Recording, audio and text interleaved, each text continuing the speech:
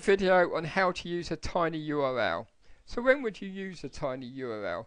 You'd use a tiny URL as a way of condensing maybe a rather long URL, such as this one up here, into a shorter, more manageable one, or even to condense, say, a ClickBank product URL.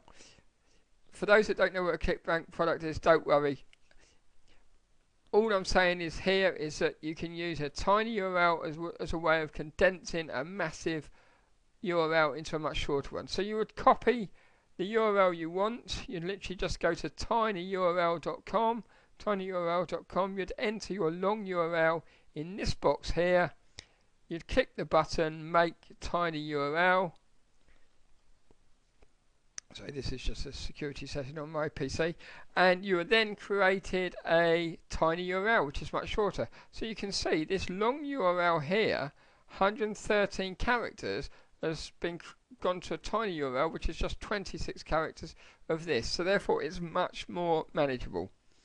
So you can use this for many applications. So I hope that's useful. That's how to use a tiny URL to condense a very long unmanageable URL into a more shorter manageable URL.